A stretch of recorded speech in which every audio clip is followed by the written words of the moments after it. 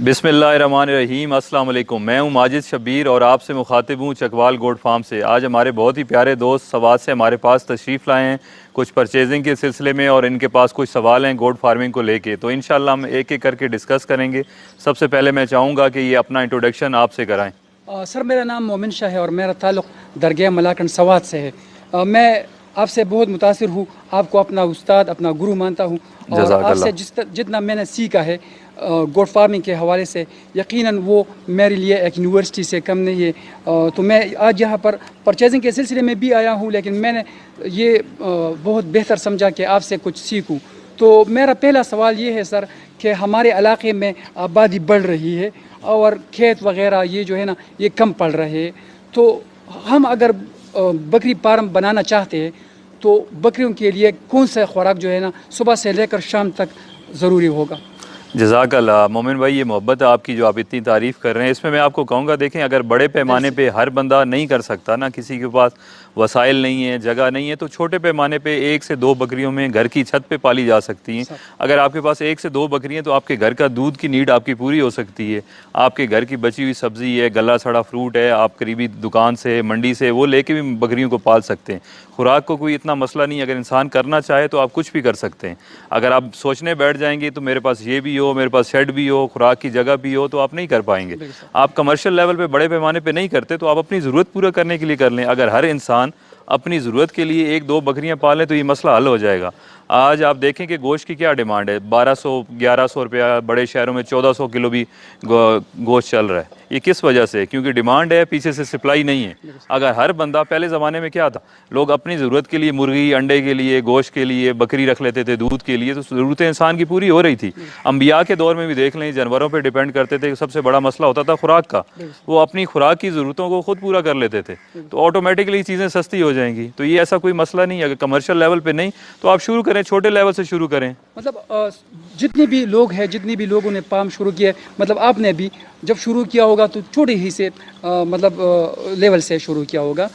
मोमिन भाई, मैं आपको एक बात बताता हूँ। अगर आप ये समझते हैं ना कि मैं सोच समझ के इतना पैसा अरेंज करके, शेड की जगह अरेंज करके, ज़मीन अरेंज करके फार्मिंग या कोई भी बिज़नेस शुरू करेगा, तो यकीन करें आप कभी भी नहीं कर सकते।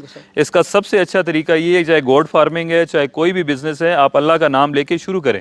जब आप शुरू कर देते हैं ना, आप किसी काम के अंदर इन्वॉल्व हो जाते हैं, तो ऑटोमेटिकली ज़रिए बनने शुरू हो जाते हैं और आप हाथ पैर मारना शुरू कर देंगे। आप एफर्ट करेंगे, नहीं मेरा नुकसान हो जाएगा, मुझे ये भी करना है, ये भी करना है, खुद ब खुद चीज़ें साथ जुड़ती जाएंगी, आप सक्सेस हो जाएंगे। अगर आप बोलते हैं कि पहले मैं सारी मैनेजमेंट के तरीके से यूं कर लूं, शेड बना लूं, तो पॉसिबल नहीं है। आप कभी बिजनेस नहीं कर पाएंगे। अगर एक बंदा सोचता है मैं 50 लाख रुपया जमा कर लूं, उसके बाद मैं अपना बिजनेस करूंगा, तो यकीन करें वो कभी नहीं कर पाएगा। बिजनेस के लिए 5000 भी इनफ है। आपकी हिम्मत चाहिए, आप शुरू करें, जीरो से शुरू करें। अच्छा सर, ये बताइए कि जिस तरह मैंने आपको बताया कि हमारे यहाँ पहाड़ भी है, लेकिन हम नहीं चाहते कि हमारी बकरियाँ पहाड़ पर चढ़ जाए। हम चाहते हैं कि एक बंद जगह पर हमारी बकरियाँ, जिस तरह आपका ये फार्म है, इसी तरह पाले। तो इसके लिए आप मुझे ये बताएं कि इसके लिए खुराक की क्या बंदोबस्त करें, क्योंकि हमारे इलाके में खेती बाड़ी जो है ना ये कम पड़ रही है। लोग उस पर चावल उगा रहे हैं, मतलब और दूसरे फसलें उगाते हैं, तो लीज पर भी ज़मीन नहीं मिलती। तो इसके लिए हम आपके पंजाब के हमने देख लिए ज़मीनें कि यहाँ पर बहुत सारी मतलब ज़मीनें हैं और यहाँ पर ये फसलें भी है, मतलब ये बकरियों के लिए खुराक आसानी से मिलती है। तो ऐसा कौन सी खुराक हम स्टोर करें मौसम के लिहाज से, मतलब जिस फसल का जो मौसम होता है, जिस पाउडर का जो मौसम होता है, जिस खुराक का बकरियों का वो मौसम होता है, उसको हम कैसे स्टोर करें और कैसे खिलाएं सुबह से लेकर शाम तक?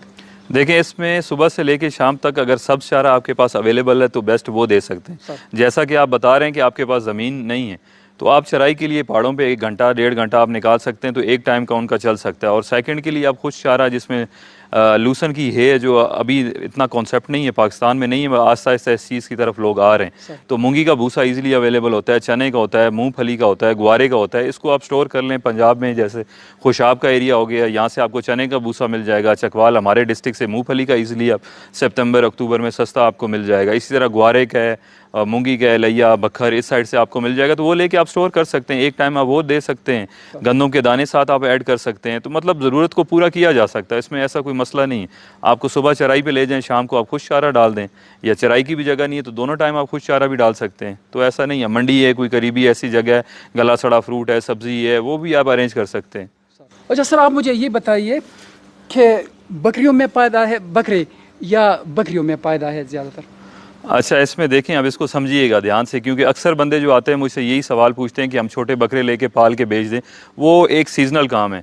बकरे में आपको अगर साल रखेंगे तो यकीन करें कोई फ़ायदा नहीं है। जो आपकी परचेजिंग कॉस्ट आती है और साल जो आपकी रनिंग कॉस्ट आएगी, जब उसको मार्केट में बेचेंगे तो मैक्स 2 से 3 हज़ार का डिफरेंस होगा।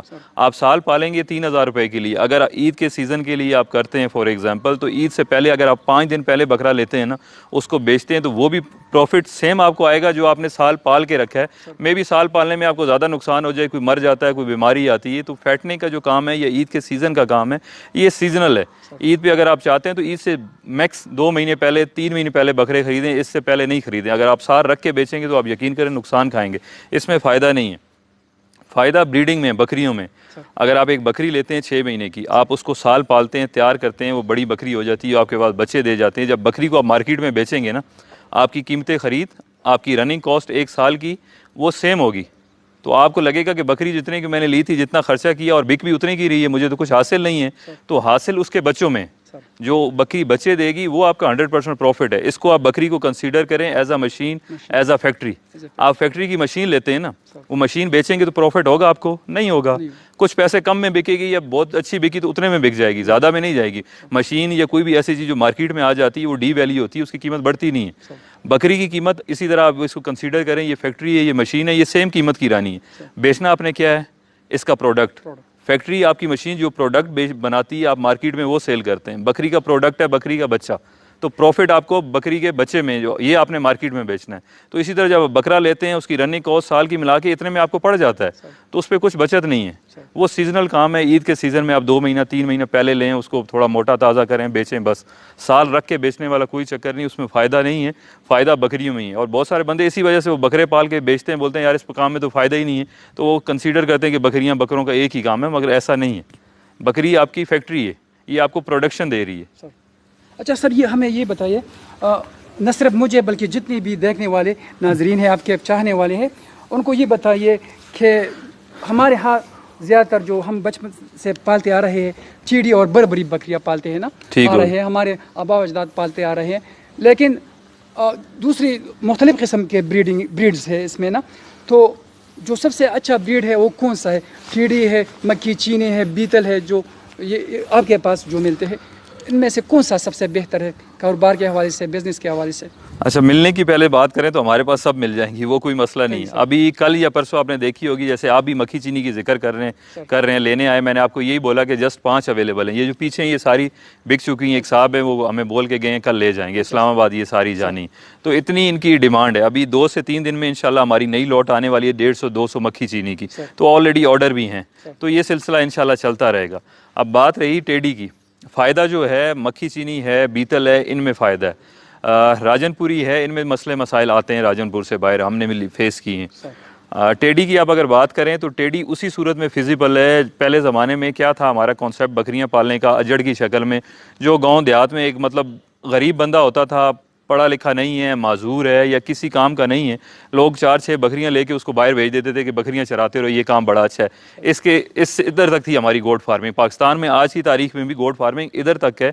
अब भी माशाल्लाह बड़े पढ़े लिखे, मुझे एक्सपीरियंस हो रहा है व्हाट्सअप चैनल के थ्रू, बहुत सारे बंदे एजुकेटेड, बड़े अच्छे अच्छे बंदे मुझसे रब्ता कर रहे हैं। तो गोट फार्मिंग आगे जा रही है। जो टेडी बकरी है वो अगर आप सुबह बाहर लेके जाएँ, शाम को वापस लेके आएँ, अपने आपने जस्ट आके बंद करनी है, उसने खाना पीना बाहर से, आपके घर से पानी भी नहीं पीना, उस सूरत में बकरी फिजिबल है टेडी। अदरवाइज जो कमर्शियल लेवल पे गोट फार्मिंग है उसमें ये फिजिबल नहीं है।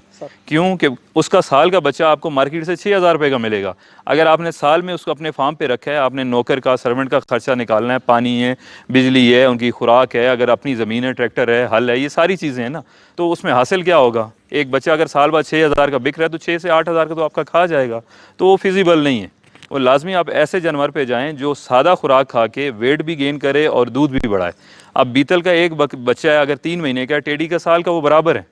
इवन बीतल का एक दिन का बच्चा पैदा होता ही आप मार्केट में देखें तो 10,000 से कम नहीं मिलेगा। ये ब्रीड के हिसाब से बिकते हैं। तो गोश्त की जो बात है भाई, गोश्त के हिसाब से टेडी बिकेगी या दूसरी बकरियां, गोश्त पे तो इंशाल्लाह ये इंडस्ट्री अभी डेवलप हो रही है। अभी लोग आ रहे हैं 7 से 8 साल बाद, 8 साल तक तो हम ब्रीड के हिसाब से भी बेचते रहें तो भी हम नीड पूरी नहीं कर सकते। जब फार्म आम हो जाएंगे, बड़े पैमाने पर गोश्त होगा, हम ज़्यादा जानवर होंगे तो ये गोश्त के हिसाब से, किलो के हिसाब से बिकना शुरू होंगे। अभी तो ये सारे ब्रीड के हिसाब से बिक रहे हैं। अच्छा सर, मुझे ये बताइए कि आपके जितने भी जानवर हैं उसे मैं देख रहा हूँ तो वो एक ही लेवल के हैं, एक ही एज के दिखाई देते हैं। जी। तो इसकी वजह क्या है? देखें, ये हमने सारे हम जानवर जो हमारे पास होते हैं, एक तो हमारे अपने फार्म के होते हैं, दूसरे हम ये सारे जानवर लेते हैं गांव देहातों से जिन्होंने रखे हुए हैं अजड़ की शक्ल में 5, 10, 50, 100 हम एक एक जानवर उनसे ढूंढ के लेते हैं एक साइज़ का।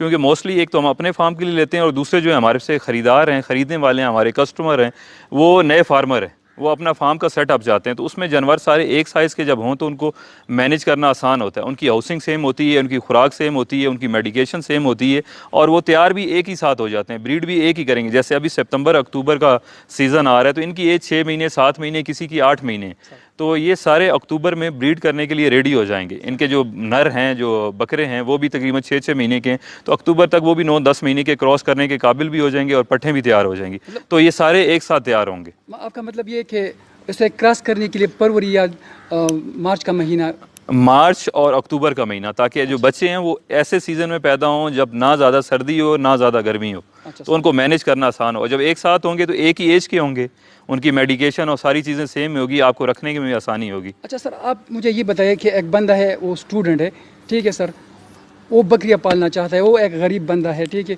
वो स्टडी भी करना चाहता है और साथ में ये बिज़नेस भी करना चाहता है, तो उसको आप क्या सजेशन दोगे आप? देखें, ये प्योरली उस बंदे पे डिपेंड करता है। अगर वो मैनेज कर सकता है तो स्टडी जो है वो भी इंतहाई ज़रूरी है, उसको एजुकेशन पे फोकस करना चाहिए। अगर वो समझता है कि मैं स्टडी और इस काम को पैरेलल लेके चल सकता हूँ दोनों, तो करना चाहिए, बहुत अच्छी बात है। अगर उसकी स्टडी डिस्टर्ब हो रही है काम के लिए तो मैं यही सजेस्ट करूँगा कि वो थोड़ा वेट कर ले, अपनी स्टडी मुकम्मल करे, फिर काम करे। Thank you very much. जज़ाकल्लाह। सर, बराए मेहरबानी हमारा चैनल जरूर सब्सक्राइब करें। शुक्रिया।